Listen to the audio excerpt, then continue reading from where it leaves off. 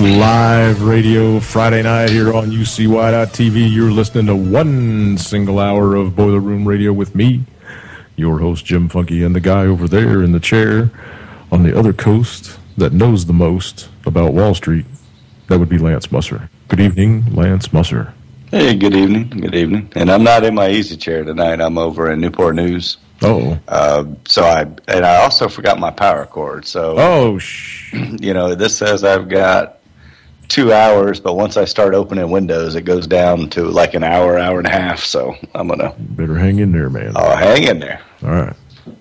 Well, we better get started really, really quick then, so you can start opening the pages and stop all the battery loss. Oh yeah, no, it'll be there. It'll be good because it says I got 3 hours now because I don't have anything. Crap. It just gave you a magic hour. I knew we were on the air. Yeah, right. Yeah, okay. Speaking of on the air, what's going on Wall Street? What are they trying to tout on the air? Trying to manipulate more shit? I quit looking after lunch because the markets, all of them, were just taking such a huge hit today. Which Manarino will talk about. But it was good for the bond market. He always says, look at the bond market. But a couple of interesting things that I came across that I was reading that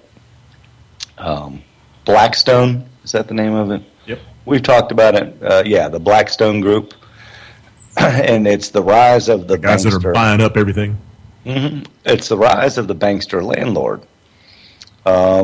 Since the wreckage of the 2007 to 8 financial crisis, this firm has been buying up and renting out properties all across the country. Amazingly, they focus so much of their resources on the real estate that is now the single largest landlord in the entire country. But making a few extra bucks isn't why the big banks and hedge funds are buying up thousands of homes every year. The real reason they're so enthusiastic about throwing people out of their homes, flipping those houses into rental properties, is they want to repackage those properties and the rent payments into fancy financial products called derivatives, which is what killed us in 07 and 08. Kill my landlord. Kill my landlord. CILL. My landlord. Sorry. But they surveyed several hundred tenants that were living in Blackstone-owned properties in the Los Angeles area. I'm sure they love it there. Well, they're slumlords. Nearly half of the tenants surveyed said they had problems with their plumbing. 40% said they had roach or insect infestation. 22% said they had issues with rodents or termites. And a similar number of tenants said they had problems with their heating, the mold, or roof leaks. Wow. So, interesting. What was it? 1 in 10 people had ever seen an actual representative in person from their landlord company, from Blackstone. Only if they owe money. Probably. And 1 in 10 Then Joey comes by with a bar bat and goes, hey, you better pay your... Well, these people are warning, and this is truthout.org. I mean, they're warning that, look, this is insane. It's a recipe for disaster. It's what put us in one of the big problems that we had before when the market collapsed. Mm-hmm. These people are making money out of nothing. They're not contributing to the economy. They're not contributing to the, goodness, the healthiness of it. They're just making money off of money, free money. You suck, you jackass. That pretty much sums it up, yeah? Mm-hmm. We've talked about Radio Shack in previous stories in blurbs. Closing all their stores? Yeah. Yeah. The struggle. You prefaced that, though, because you were like, there's 40 stores in Houston. Do they need 40 stores in Houston? So, I mean, Well, Radio Shack was notified by the New York Stock Exchange on Wednesday that it's out of compliance with requirements because its stock is now traded below $1 for 30 straight days. Uh-oh. Under the exchange's rules, Radio Shack has 6 months to get back into compliance by boosting its stock price to at least $1 on the last trading day of the month and having an average closing price at least that level over a 30-day period. The risk of delisting adds to Radio Shack's headaches as the retail chain attempts to turn around under new CEO Joe Magnacca, who is cutting costs and revamping stores. The Fort Worth-based Texas company... Did you say Magna Carta? Magnacca. Magnacca. I probably added a different caca in there. An extra caca. Just checking. They said last month that soft demand for mobile phones contributed to 14% in decline. So they're at 80 cents right now today. They closed today at 80 cents, and it's lost 69% of its value so far this year. Try hiring some people that know shit about electronics. It's not looking good, yeah, because they're, you go into a Radio fools Shack. at Best Buy. Yeah, you go into Radio Shack, and it's just, hourly order takers. I agree. You really need to know what you're looking for. You want some 9-volt batteries go with that? Yeah, they always got what you want, though. And Tandy makes some good stuff. Mm-hmm. If you're looking for some electronic stuff, Tandy does make some pretty good quality electronics. But, it's just a very weak store. It is. Speaking of one thing that's going to help try to put more money into people's pockets, how many times do you have anywhere in your house, and I could say honestly since I got my iPhone, that I haven't gotten another phone. If I do, it'll be another iPhone. At least that's the way I look at it. I kind of like it. Yeah. I'm going to get spied on all of them. I might as well have one that I like. And one that works. Exactly. But if you look around in any of your drawers, can you find some of your old phones? Have you ever gotten a service, gotten a new phone, didn't like it, switched companies or something like that, only to find out that your phone couldn't switch over to that new company? So now you're stuck with a phone you paid $299 for, and you go on eBay or something like that, sell it. Right. The House is passing a bill that's making it legal for people or making it a law that people have to be able to unlock their phones. So there's going to be no more locked phones. So you'll be able to use them on any service that you choose to deal with. Yes, any service that you choose. But that's what they said. The critics was hurt by several groups of consumers. Those who wanted to link their phones to overseas carriers when they traveled overseas, those who wanted to switch carriers, and those who wanted to sell phones that they bought through a wireless company. You couldn't do any of that. So after today's House vote, which was a couple days ago, they said that the new law would boost competition in the wireless market and improve the availability of free and low-cost secondhand phones for consumers who cannot afford to purchase new devices. And this was also a plus. And it's true. It will keep millions of devices out of landfills. Yes, it will. Mm-hmm. Although most of them stay out anyway because people recycle all the gold and shit that comes out of the phone. In February 2013, a public petition to legalize unlocking of the phones blew past the White House's 100,000 signature threshold quickly. And then President Obama asked the FCC to legalize the practice. And we're on our way. We're only one step away from getting it. Woohoo! So that'll be good. Yep. What else you got? Did you know, everybody knows Burger King? Yeah. Did you know the CEO of Burger King can be seen working at the drive-through window, scrubbing bathrooms, making French fries, cleaning toilets? He's 33 years old and looks like he graduated out of college yesterday. And he's the CEO. He is the CEO of Burger King. And Bloomberg had an article, Burger King is being run by children. The top 4 people, let me see here, surrounded by similarly eagle, fresh-faced inner circle. The chief financial officer is 28. The ancient 36-year-old president, and then there's another guy, head of investor relations, who's only 29. Only one of the 4 people that are running Burger King saw a day in the 70s. Think about that for a second. Jesus Christ. How does that make you feel? How does that happen? How does that happen? Did this cat, I mean, did he write a couple of really, really hot apps or something and bought the company or what? How does this happen? Oh, you mean him taking over at such a young age? Yeah. The people, Burger King is, hold on, Daniel Schwartz. Yeah, these, the old CEO or the owners of it came in and said, we need young blood. We need to turn this thing around. The stores are dilapidated. Our menu's out. Now we not only have to compete with McDonald's and Wendy's, but also Panera Bread and Tropical Smoothie, some of these other ones.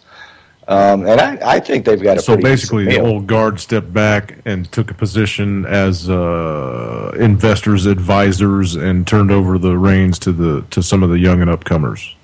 Burger King is owned by, they were purchased in 2010 for $4 billion in a leveraged buyout by 3G Capital, is a Brazilian private equity firm that also owns H.G. Heinz. No shit.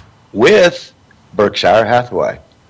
And those principals are among the controlling shareholders of Anheuser-Busch InBev and Lehman, 3G's 74-year-old billionaire co-founder, Jorge Paulio Lehman, which is probably a Lehman brother. So I didn't know that. So Burger King is Brazilian owned. Yes. Along with Heinz ketchup. Yes. And Berkshire Hathaway. I'm sure that Teresa made out big on that sale. Probably. You didn't hear about it. McDonald's, here, hold on. Burger King operated much the same way. When they sold the chain in 2010, it owned 11% of its 12,000 restaurants around the world, and Burger King has sold all of them but 52, which it keeps for training executives and testing new products. Holy smokes. I had no idea until I read this article. I was like, oh, I thought they were all kind of franchises and stuff, or I knew some of them were corporate. But Burger King sold out in 2010 to a Brazilian private equity firm that also owns H.J. Heinz. I'll be damned. So, stuff you didn't know today. Duh, winning. Duh. All about winning. Duh, so I got winning. So I got some other stuff for later on. After that, but that'll wrap me up. Shut up. Okay. And here we go. We'll jump over here to the YouTube video wall. Yeah, we got a Scott today. 2 minutes and 26 seconds. He actually went 5 seconds over. Let's see what he's got to say. Hello, this is Scott, and this is the Hyper Report. Wow, Here are the no quotes for ad. various items. First, no squeeze. Europe's economy has been in a recession since 2008 and is now just starting to recover. Europe's politicians will not jeopardize that recovery with badly needed Russian oil, and that means they will ultimately not follow Obama down the rabbit hole by enforcing sanctions on Russia. In fact, with Germany secretly planning on joining the BRICS, the U.S. may be sanctioned. Next, they're waived. When it comes to Obama rec, what is good for U.S. states is not good for U.S. territories, as Obama thugs has waived the individual mandate in U.S. territories from this travesty. Next, Walmart. Here are 2 things that people may not know about Walmart. 1, 2 weeks after questioning the government's rosy job numbers, Walmart CEO Bill Simon, who had the job since 2010, has been replaced. 2, Walmart actively participated in preparing for a major earthquake on the New Madrid fault this summer. Next, crash plan. Just like Lois Lerner, if you work for the IRS and are engaged in possible illegal activity, like illegally targeting groups opposed to Obama, you too can benefit from your electronic evidence miraculously being destroyed. Yes, the number of so-called hard drive crashes has expanded to nearly 20 criminals or victims that were somehow associated with Lois Lerner. Maybe these people will receive a special invitation to a midnight seminar at Fort Marcy Park. But there's more. The IRS is actually seeking help in destroying another 3,200 hard drives. Next, welfare for weed. In a precursor to what is coming for the rest of the country, welfare beneficiaries in Colorado are using their welfare cash at marijuana retailers. Supposedly, state officials are trying to stop this. Yeah, right. If the sheep are so doped up to not know what is going on with the country, they may not revolt? Next, TSA security fee, even after the TSA all but admitted that their actions are nothing more than security theater by allowing illegal aliens to fly without verifiable ID. Congress has allowed the TSA to raise fees to $5.60 for all flights. This is yet another example of how Congress will ultimately stand against the people. Next, white flag. Despite all the security, who went atop the Brooklyn Bridge and replaced the American flags with extremely faded white American flags, essentially signaling surrender? Yet another transportation security breach. Finally, please prepare now for the escalating economic and social unrest. Good day. Yeah. Where were the security cameras? Where were the security guards that were supposed to be stationed on that bridge? I thought since 9/11, TSA had part of that too, or Department of Homeland Security or something. They're supposed to be watching all the bridges and tunnels, yeah? How'd those cats get up there? Because those weren't small flags, man. Those were like 10 by 25s or something. They were huge sons of bitches. Both of them were American flags, but they were bleach white. Yeah. Yeah. Very interesting story. Yeah, it is. Well, my only thing is, screw the IRS. We're not allowed to do anything that Lois Lerner did in court. We're not allowed to plead the fifth. We're not allowed to say, sorry, our hard drive got destroyed. We can't file taxes for 2 years. Well, we heard that, and I plead the fifth. We heard that whole exchange between the jackass that went before Congress and the congressman, on Josh's show just a little bit ago. Mm-hmm. And it was like ever since the Investigator General's office or whatever took over, they just don't answer any more questions. It's laughable. And that's this why is tax money hard at work, people. And that's why it kills me because, all right, we know that you're corrupt. We know that our conspiracies are right about you. And all you're doing is just not answering any questions and proving our point. And then doing ad hominem attacks on all the people that are trying to question you. Fuck you, that's what it comes down to. Right. It's a big finger in the eye. It is. And I don't like it. And none of them congressmen will do something. They'll do something wrong, and then they just won't answer questions. And guess what? There's another scandal that'll erupt, and everybody will forget about it. Because that's the American way. Yep. Don't question too many things. It's un-American, boy. Tell your wife I said hey, and thanks for doing the dishes. Jimmy said hey, and thanks for doing the dishes. Jimmy said hi, and thanks for doing the dishes. Hi, everybody. It's me, Gregor Manarino. How are you today? It's Friday, July 25th, 2014. People, this video that I'm going to do right now, I think is absolutely critical. And we are very, now very long. Witnessing huge things going on, and we need to talk about it because this plays into everything that I have been saying, sitting here in front of all of you for years now. And I need to put a perspective on this for you. If you think this is important, but even before I get started, I'm going to ask you to share this video. Give me a thumbs up if you think it's important, because this is going to affect, it already is affecting every single one of us. Let's start with this. Right now, the U.S. equity markets are still open. The Dow Jones Industrial Average is getting hammered. It's down almost 150 points. After an all-time record high. That's significant, okay, but there's a lot of other things going on geopolitically which haven't even begun to weigh on this as of yet. And there are certain things that are going to happen because of this that we need to talk about. So let's stick to the market real quick first. We found out today a couple of interesting things. First of all, they're telling us that durable goods orders came in better than expected. But meanwhile, that's just nonsense, okay. But meanwhile, consumer discretionary spending is falling off of a cliff. As a matter of fact, Amazon, Visa, Starbucks, a couple of big names here got hammered today on this news. This is critical, understand, because consumer spending is 70% of our economy. We just found out yesterday, and I discussed this in that video blog, how the IMF downgraded global growth. In particular, the United States. We also found out yesterday new home sales fell off of a cliff. Factory manufacturing also falling off of a cliff. I mean, all of this, and what I'm about to talk about, which is even more important than what I'm covering here, is a symptom of the illness. And we're going to talk about the symptom of the illness in just a little bit here, people. Let's go over a few more things here, and this is the critical aspect of this entire video. And again, this is not really what's hitting the stock market right now, but there is a move opposite of what I said would happen because of what is occurring right now.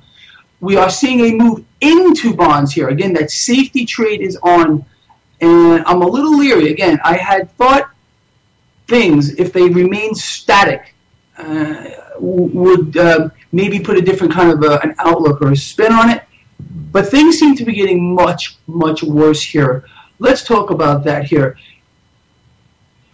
The issues here of war breaking out all over the world is getting much, much worse. And again, the American people are being kept in the dark as to the gravity of this all. Again, this is a symptom of the illness. It's part of the collapse that I've been talking about for years. It's going to get much worse now, I think, before it gets better. And, you know, this may be the triggering point that just melts everything. Here we go. There's no doubt that global unrest is intensifying here. It's sweeping through the Middle East, even in the Ukraine here. So let's speak a little bit about that.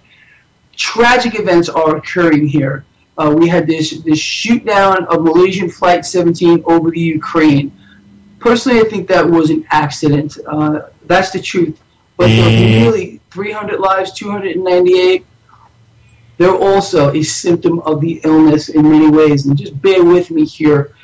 We also found out that Israel, and I believe this is also a mistake, or I would hope it's a mistake, has targeted a school, killing a large number of children and inflicting horrific wounds here. Again, symptom of the problem. Let's just talk about past wars here. Anyone who is a student of history or understands any of it realizes that during both world wars, civilian ships were targeted and sunk. Cities were obliterated, absolutely obliterated. So everyone was a target. I think we're moving towards that one more time. It's a state of total war which is developing right now. And these civilian accidents, whatever they may actually be, is going to get much worse. And that means that you and I are both targets. In past wars, and we've seen this, do a little research on your own, total war meant taking out the infrastructure. That means taking out you and me. Understand that. This is nothing more, people, but a scramble for resources. I can't tell you how many times I've covered this, and it's part of the problem, which is global debt. We have insolvent nations printing cash, well, their central banks are printing cash out of thin air to keep this propped up. Developed nations now, and we've never seen this in history, their GDP is lower than their debt. In other words, their debt is higher than their ability to keep up with repaying any of it. Once that happens, you get a terminal decline and it leads to war. So do not believe for a moment that these issues here are isolated, because they're not. They're all interconnected. What's going on here in the Ukraine, Russia apparently now is firing on the Ukraine from Russian soil. Does that tell you something? The issues with collateral damage, if you want to call it that, innocent people being murdered. This is total. Okay, hang on. He just said that Russia is firing shells into Ukraine. That is true. That has been reported on everywhere but RT. That I saw it on mainstream media. I've seen it on alternative media. I've seen it everywhere but RT. I have seen that story before he even said it. Really? Yeah, keep an eye on chat. Somebody else may have seen it too, but I definitely saw that on CNN a couple days ago. Okay. Well, I'll have to check into that. He is naive on the plane crash and the other thing that he talked about, or Israel. He's naive on both of those, I think. But I know that that they've counted 40 shells that came from Ukraine into the edge of Russia, across the border of Russia. But I haven't heard of anything going the other direction. But I have. I'll check into that. War. You and I are targets in this total war. You have to understand that now. It's not going to get any better, people. I can't imagine an instance where these issues are going to be forgiven by anyone. He's putting the pieces of the puzzle together. Terrible thing here is we are way overdue for a war. And they're going to blame the collapse of the entire system on this war. There's no doubt about it. They're going to use this as a ploy because there's no way out. I've discussed this at length so many times with all of you, how I sit and ponder if there's a way out, there is no way out. They know there's no way out. So they're going to use this. Believe me, they're going to use war, global war, as an excuse to why the system was not sustainable and the system has collapsed. What does that mean, people? In the grand scheme of things, you need to protect yourself. You need to protect your wealth, period. I cannot stress this enough. We need to start getting our cash out of these institutions, banks, commercial banks more specifically. If you have to keep your cash anywhere, keep it into put it into a credit union. You need to be converting the currency into hard assets. Understand, the world central banks right now, in the midst of all this, how do you think they're going to react? I want you to think about it before I respond. How do you think world central banks are going to react to the growing unrest around the globe? Okay. When people start showing up and draw their money out. They're going to do what? Money printing. When everybody starts showing up in masses to withdraw their money out. Yeah, they're going to have their own police force out there. Right. The problem coming, they only react to a crisis. Okay, I've gone over that a few times lately, but it's up to us who have the ability to see what's right in front of our face, to make some kind of sense of it, and maybe over-prepare. Because being under-prepared for anything always leads to absolute failure. This is Sun Tzu, The Art of War. I'm a student of history as well, people. I've studied all this stuff at length. I study military tactics all the time. It's kind of a hobby of mine in many, many ways, to try to get into the heads of the generals and of the politicians to see what's really going on. And I think we're seeing now, people, an unfolding of events leading to total war. Total war. And that means that you and I and every single person we know and our children are targets here. And we're starting to see this right now with, again, the shoot down of Malaysia Flight 17, this school that was apparently hit by Israeli forces in Palestine. Look, I don't care what your ideology is, what color your skin is, what your belief system is. You have to put this into perspective and look at what's going on here. I went over in a video recently about how important it is for us to believe in each other more than anything else.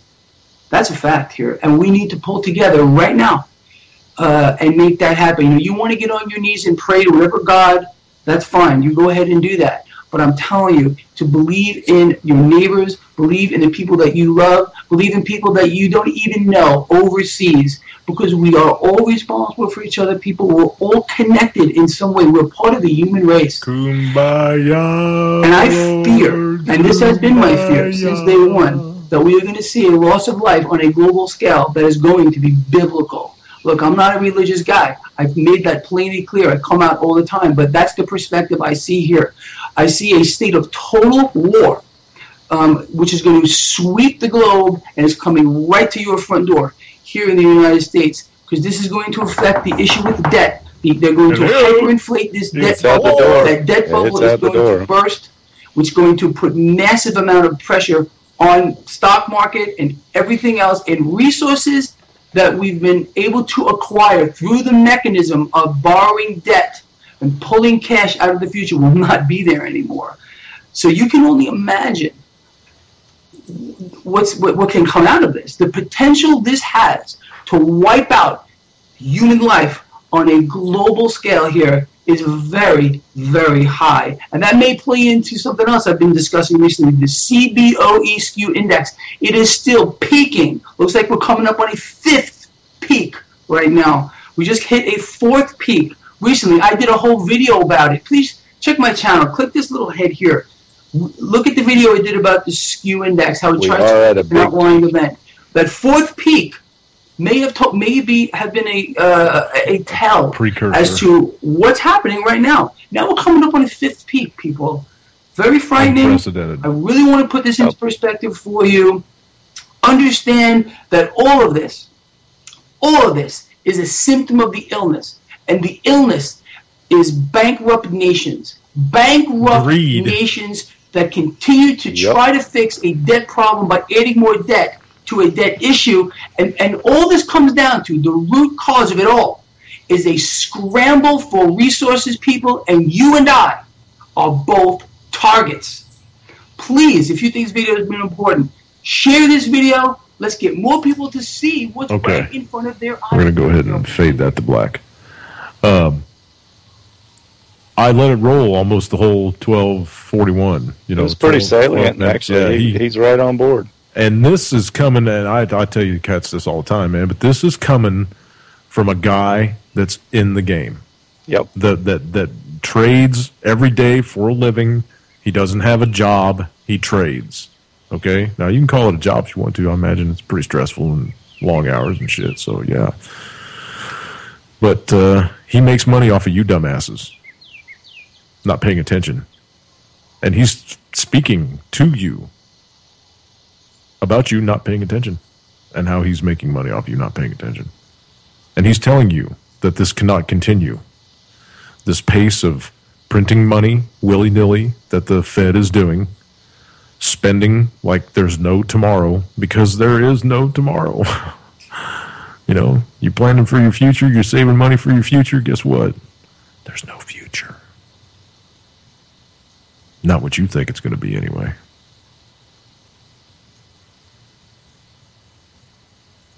How long we got, Lance? Shit, if I knew, I'd be You still talking next year or October? Oh man, you know. I mean, when's world the events. next Fed break? Look at world events, October. But look at world events, man. I mean, they're just rapidly speeding up, and just like he said, I mean, and the world is heading towards total war. There's a lot of it going on. Let me ask you this question, and I've been postulating this back and forth in my head for 2 days now. Mm-hmm. This Asiana flight.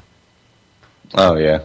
Do you think it was an accident? Do you think that was human error? Do you think that was an asshole pilot trying to fly through the edge of a hurricane with a two-prop plane? Or do you think something happened on that plane, too?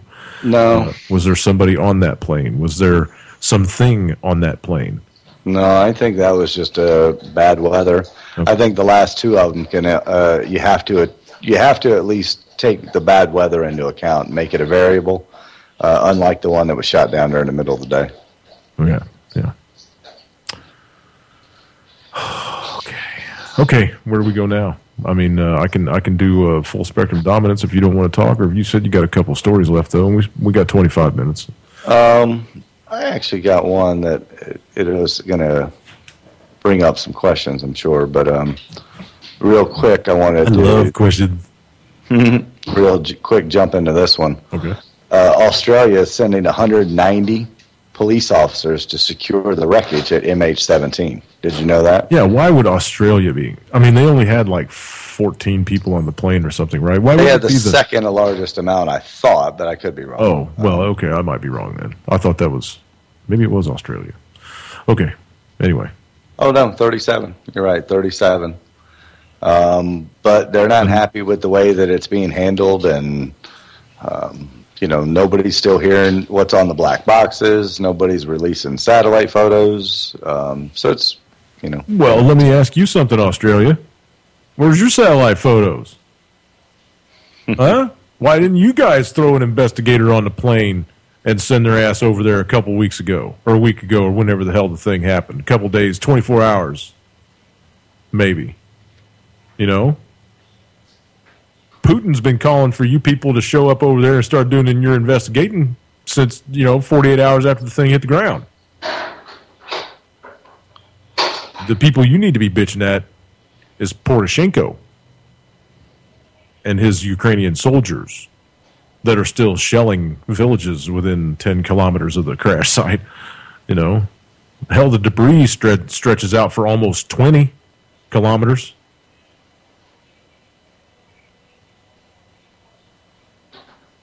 It's ridiculous, man. Go ahead. Sorry. No. I mean, moving on, I have a controversial one here for you.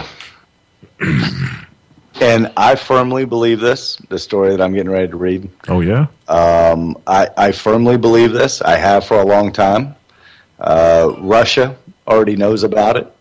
Are microwaves a convenience or a sinister contributor to biological and nutritional damage? Mm-hmm. A growing percentage of people are now heeding the advice of holistic health experts and disposing of their microwaves due to the dangers of microwave food.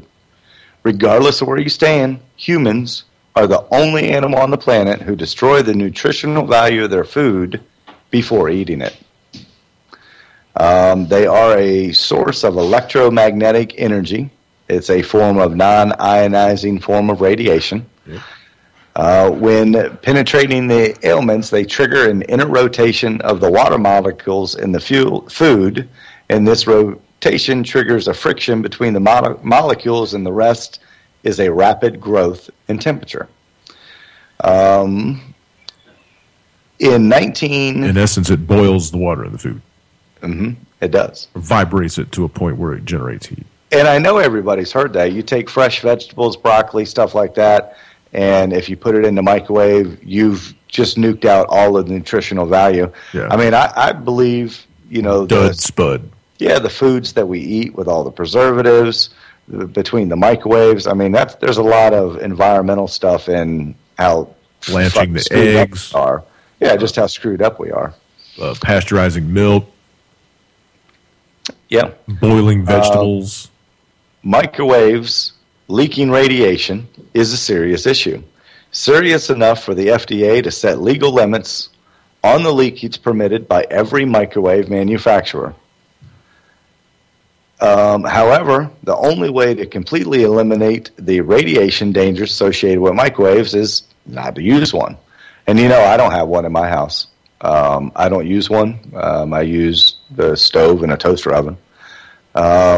Microwave radiation has been known to cause cataracts, birth defects, cancer, and other serious illnesses. Because of these causes, the microwave ovens were banned in the Soviet Union in 1976. Soviet scientists found the microwave exposure decreases the ability of some vitamins that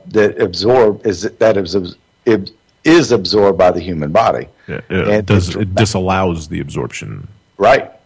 In 1991, the Swiss doctor Hans Ulrich Hertel made a study that demonstrated that cooking or heating food presents much greater risk for health than traditionally cooked food. He found that people who ate microwave-prepared food recorded losses in the hemoglobins and lymphonites, whatever that is.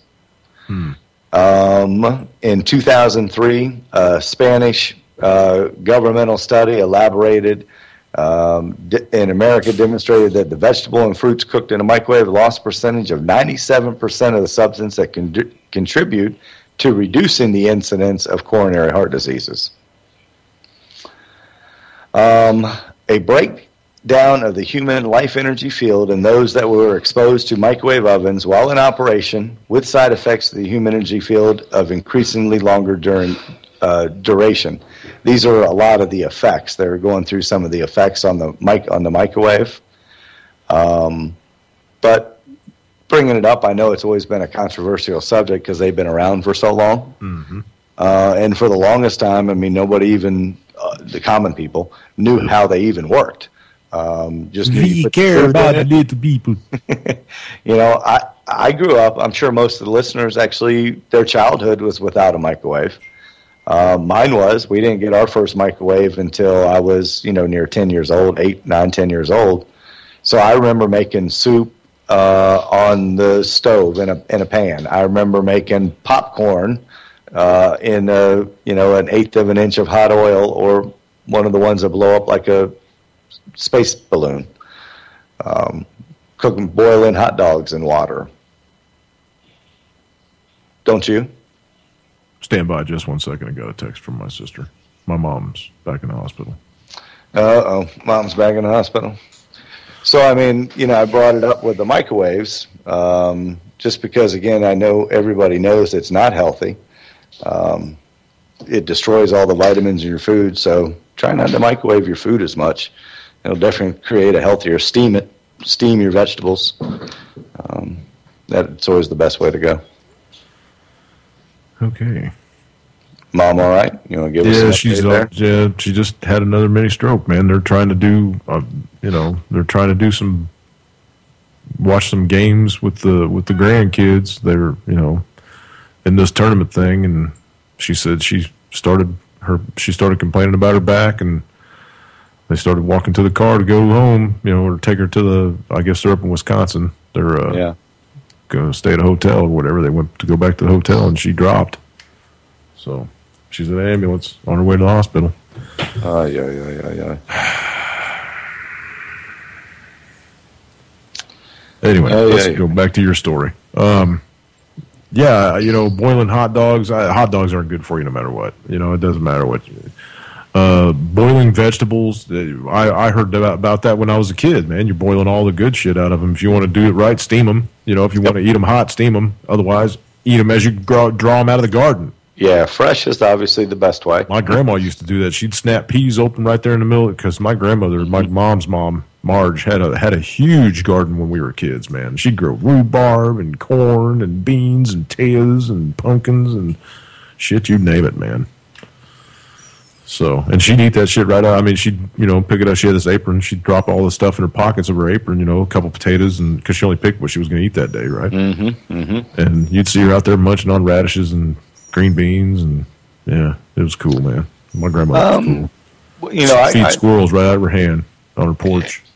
I lived in Europe for 10 years of my life, and the Europeans have a different way of eating. Most of them, somebody goes to the grocery every 1, 2, or 3 days, because you usually only got a couple day food supply, because a lot of them do growing it fresh. Yeah, I'm still growing it, man. I'll have potatoes tomorrow. Yeah, their bread that they go get at the, they're broaching down at the bakery. Yep. I mean, they have to go get it every day because there's no preservatives in it. It doesn't last more than a day or two, and then it's bad. So, go to the birds. They're all fresh stuff. Yeah, speaking of all the bleach and shit that we put in our bread and what, it's just it's amazing how simple the bread recipe can be. And then you look at the ingredients, and there's so many flavins that you don't even know how to pronounce. 7/8 of the stuff in your bread, and your basic staple of bread. Yeah.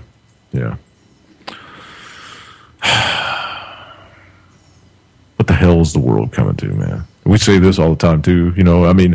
We've been talking, for what, a year and a half now, you and I, about buying silver and buying gold and get your money out of the stock market and all that stuff. So it's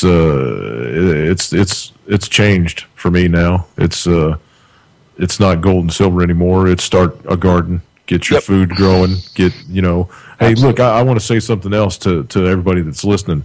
Over the last couple of weeks, I've been hearing Jules and Dodie and Wendy talking on the air about vegetables and growing their own stuff, and Dodie's like, my vegetables are doing like shit. They're doing like shit. I've got them in raised beds and blah blah blah blah blah.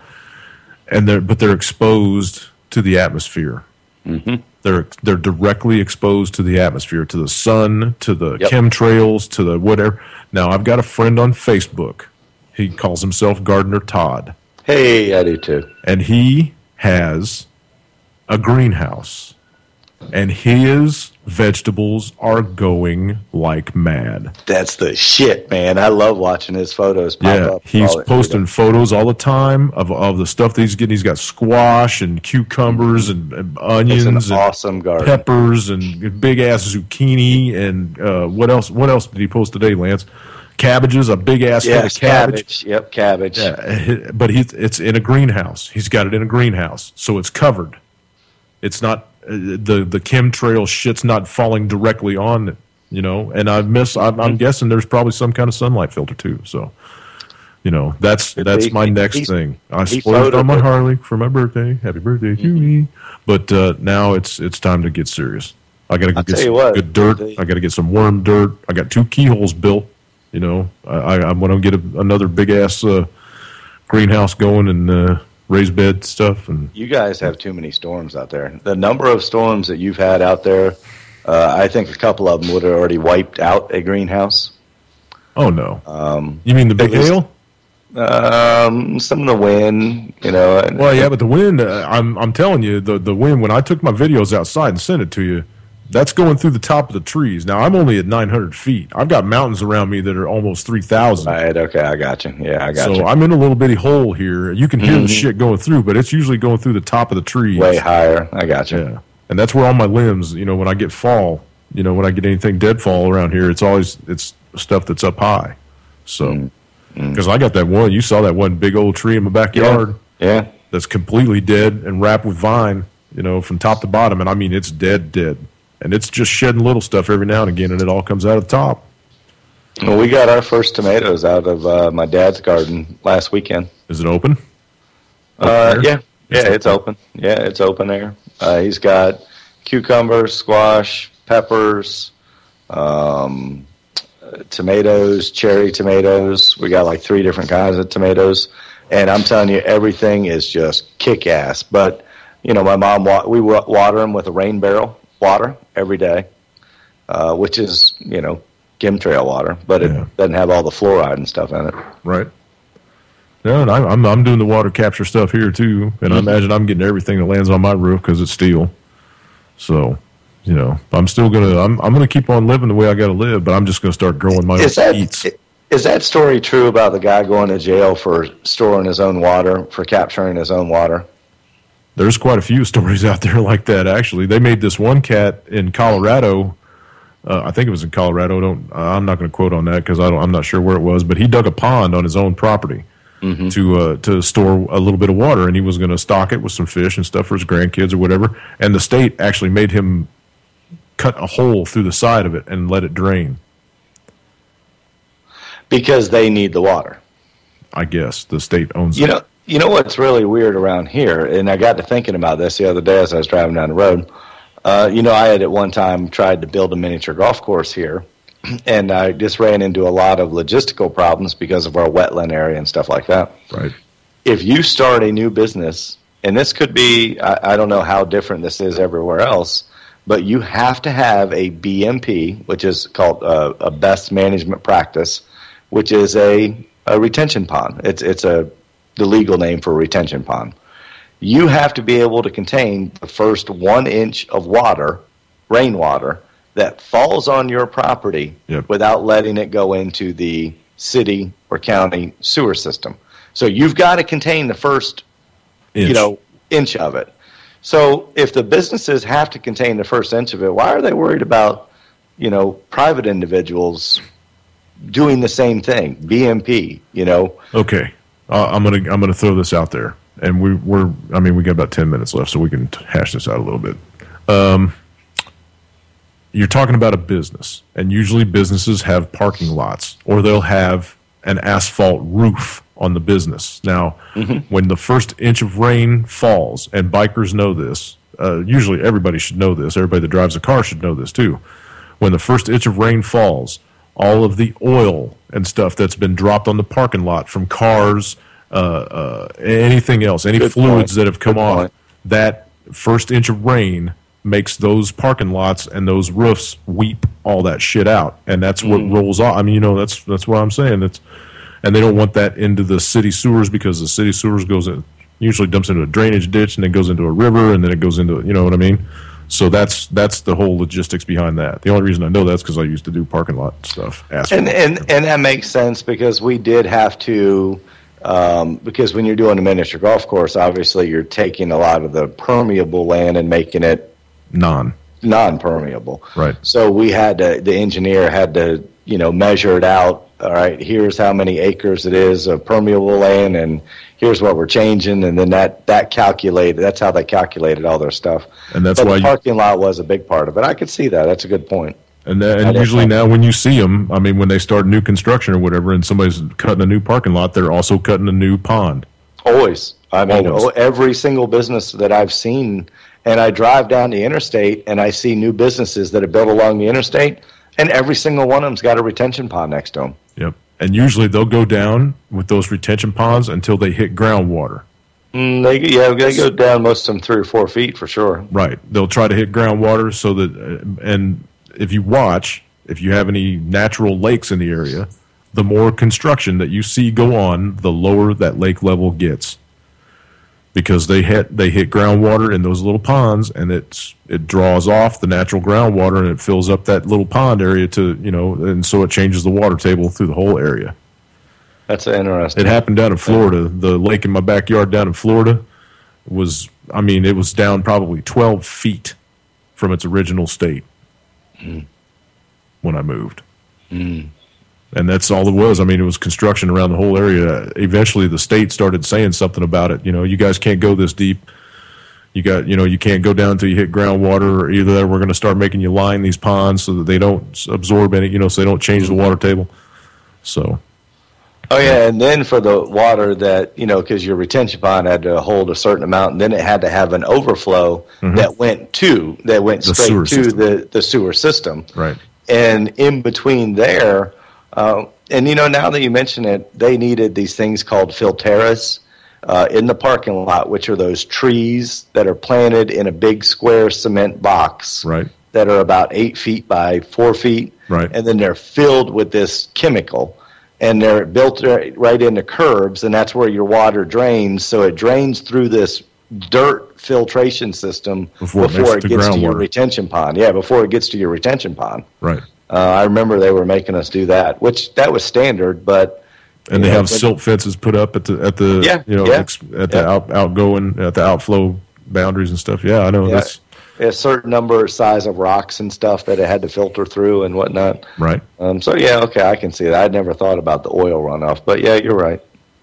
That's my plausible explanation for that. It could be completely different. If you read the manual, it might say something about makes there's a certain fish that they're trying to protect or something. I don't know. It makes 100% sense, but I just couldn't figure out why they were bothering a private homeowner when they make businesses retain the first. Well, because usually the private homeowner is retaining water for freedom. Well, for self-reliance. This guy had 1 million gallons of water in an underground system. I think one of them that got arrested, he had an underground system that covered about an acre. I don't know if you ever saw the article. No, you can pass it to me though. 1 million gallons, dude. 1 million gallons is a 1-inch rain over 10 acres. That's not very much water. It was it's a lot of water. The containers, I've seen your container, and it was probably at least 10, 15, 20 times those. Right. That the guy, I know which one you're talking about. But I would say the majority of people just use them for gardening. Absolutely. Unless he's got some kind of really hip underground pool that he's trying to fill up all the time, I don't know. Maybe he's making a water world down there or something. Aliens, man. I don't know. It's aliens. I don't know. If they took the fluoride and stuff out of the water, I think tap water would be better for your garden than rainwater with all the chemtrails that come down in it. That's just my opinion. Yeah. Hey, real quick before we run out of time, I want to hit this story just so everybody knows. Because this dropped yesterday and we didn't have a chance to talk about it on the air. NATO's European commander advocates stockpiling a base in Poland with enough weapons, ammunition, and other supplies to support a rapid deployment of thousands of troops against Russia, British media reported. General Philip Breedlove's idea would be presented to members of the alliance at the upcoming NATO summit in Wales in September, according to the Times. The general told a briefing in Naples this week that NATO needed pre-positioned supplies, pre-positioned capabilities, and a basing area ready to rapidly accept follow-on forces. Why? War. Propping up the petrodollar. Several locations for the future stockpile are planned with the multinational Corps Northeast, a base in Szczecin near Polish-German border, along with the leading contender. It would be a 24/7, fully functioning headquarters that forces could quickly fall in to respond quickly when needed. The British newspaper cites a source familiar with the expecting proposition as saying, Breedlove has been advocating a buildup of NATO assets in Europe, particularly Eastern Europe, in the wake of the Ukrainian crisis and the secession of Ukrainians' Crimea to Russia. The alliance has already strengthened its presence in the Baltic Sea and the Black Sea and deployed additional military aircraft in Eastern Europe. It says the moves were needed to boost the confidence of Eastern NATO members in the alliance's ability to protect them from Russian aggression. Yeah, like they've been really aggressive. The stockpiling of supplies is just a step short of a permanent, massive deployment of foreign NATO troops in Poland. The alliance says it's needed for a rapid response to a Russian incursion, although Russian generals would probably view this as a possible preparation for a blitzkrieg attack on Russia. I think we talked about that Wednesday. Moscow considers the buildup of NATO troops in Europe as a part of a hostile policy aimed at placing the alliance's military resources closer to its borders. Russia's current military doctrine allows it to the use of all weapons in its possession, including tactical nuclear weapons, in response to a conventional force attack on Russia. End of story. Well, it's the end of this story. It's not the end of the story, though. I think we talked about this on Wednesday. Russia and China are in a very, very precarious position right now. And you might not think so, and I really militarily, yes. Worldwide, no, not really. I mean, they're the power right now. They're the be-all, end-all of existence on the planet right now, is to be Russian or Chinese, because they pretty much run the planet. And if you don't think so, study back a couple of years. Anyway. The tide swung on when Russia stopped us from attacking in Syria. Exactly. That was the tide. That was when the door swung the other way. And when China passed the U.S. as the predominant leader in the world in production. Yep. Okay, so anyway, look, since those things have been happening, the United States has been deploying a bunch of missile systems around both of those big countries, Russia and China. Okay? Mm-hmm. And what they're intending to do, this is my speculation alone, well, Lance might agree with me, but what they're speculating, first strike from the U.S. And if they try to retaliate after a first strike, we've got all those missile systems set around there to wipe them out of the sky. Think about it, folks. Because it's coming right to your door. Now, I'm not trying to be a fearmonger. I'm not AJ, and you don't hear me bouncing up and down in my chair and screaming at the top of my lungs, and we're going to war! No. I'm just telling you, keep your eyes open. Strange things are coming. Speaking of strange things, everybody stay tuned. Brandon Turbeville's next. His replay from Monday. No, I'm not talking strange. Really good listen. Peace and love. Anti-Media Radio's on in a couple hours. In between those two shows, United Front Radio. Peace, people. I love you, Mom.